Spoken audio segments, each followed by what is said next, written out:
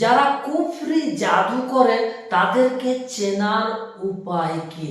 এমন শারীরিক তিনটি তাদের লক্ষণ রয়েছে, তাদের শরীরের মধ্যে যদি এই তিনটি লক্ষণ দেখা যায়, এমনকি সেই সাথে তাদের 7টি কর্মকাণ্ড এমন রয়েছে, ওই 7টি কর্মকাণ্ড যদি তারা করে, যদি ঘটায়, আপনি নিশ্চিত হয়ে যাবেন যে ব্যক্তিটা জাদুকর ব্যক্তি। তাদের শারীরিক তিনটি লক্ষণ কি কি এবং তাদের 7টি কর্মকাণ্ড কি কি, একটা একটা করে আপনাদেরকে আমি বলে দিচ্ছি। নাম্বার 1, তাদের শরীরটা একদম কালো কিটকিটে হয়ে যাবে।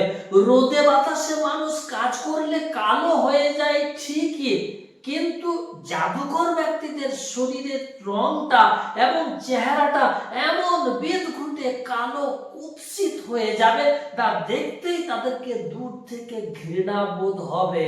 নাম্বার 2, শয়তানকে খুশি করার জন্য তাদেরকে অপবিত্র থাকতে হয়, তাই তারা দীর্ঘদিন যাবৎ গোসল করে না এবং নাপাক অপবিত্র অবস্থাতেই তাদেরকে থাকতে হয়।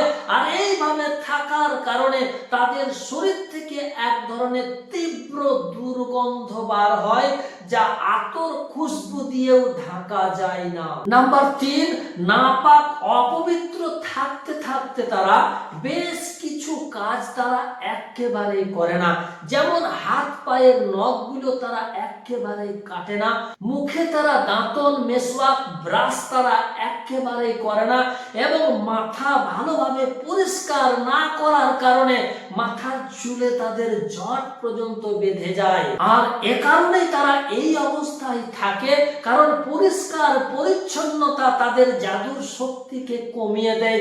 এই জন্যই তারা এই অবস্থাতে থাকতে ভালোবাসে। এই তিনটি তাদের শারীরিক লক্ষণ।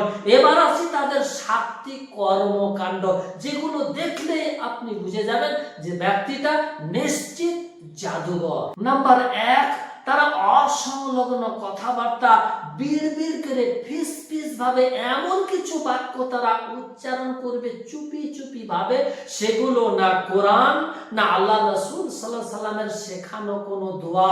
এই জন্যই তারা ওইসব শয়তানি মন্ত্রগুলোকে চুপি সারে বিড়বিড় করে পাঠ করবে, যা সাধারণ মানুষের একেবারেই বোধগম্য নয়। নাম্বার 2, আপনি যদি কোনো ওঝা কবিরাজের কাছে রুহানি চিকিৎসার জন্য যান, আর যাওয়া মাত্র যদি আপনার নাম, আপনার বাবার নাম, আপনার মায়ের নাম এসব যদি জিজ্ঞাসা করে, বুঝে নেবেন ব্যক্তিটা জাদুঘরি কাজকর্ম করে, কারণ রুহানি চিকিৎসাতে বাবা মায়ের নামের কোনো প্রয়োজন নেই। নাম্বার 3, আপনি যদি কোনো ওঝা কবিরাজ ভাইয়ের কাছে যান রুহানি চিকিৎসার জন্য, আর যাওয়া মাত্রই যদি সে আপনার মাথার চুল নেয়, আপনার হাত পায়ের নখ নেয়, আপনার শরীরের ঘাম লাগানো কাপড় তলব করে আপনার মেন্সের অপবিত্র কাপড়গুলো চায়, আপনি বুঝে নেবেন ব্যক্তিটা জাদুঘর ব্যক্তি। নাম্বার 4, তারা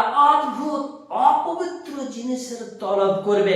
আপনাকে বলবে এমক রঙের একটা কালো মোরগ বা সাদা মোরগ, এগুলোকে আল্লাহর নাম ছাড়াই জবে করতে হবে, এবং পশু পক্ষীর রক্ত যদি আপনাকে আনতে বলে, আপনি বুঝে নেবেন ব্যক্তিটা জাদুঘর ব্যক্তি। নাম্বার 5, কোন ওঝা কবিরাজ ভাই যদি অন্ধকার ঘরে বসে বসে রোগীদের চিকিৎসা করে, এমন কিছু ধূপ বা খুশবু ওড়ায় যেগুলো অনেক তীব্র, মানুষের সহ্যের বাইরে, বুঝে নেবেন ব্যক্তিটা জাদুঘরি কাজকর্ম করছে। নাম্বার 6, আপনি যে ওঝা কবিরাজটার কাছে চিকিৎসার জন্য গেছেন, সেই ব্যক্তিটা যদি 5 ওয়াক্ত নামাজ না পড়ে, যদি কোরআনের তেলাওয়াত না করে, এক কথায় সে যদি নামাজ রোজা জিকির থেকে দূরে থাকে, আর তার শরীরের মধ্যে যদি এক ধরনের কালচানি ভাব দেখা যায়,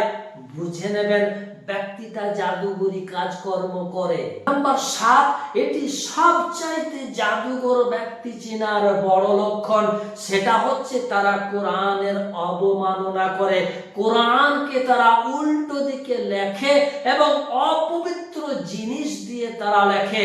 এই 7টি কর্মকাণ্ড যদি কোনো ব্যক্তি করে, ঘটায়, বুঝে নেবেন ব্যক্তিটা জাদুঘর ব্যক্তি, ওই ব্যক্তির থেকে দূরে থাকবেন।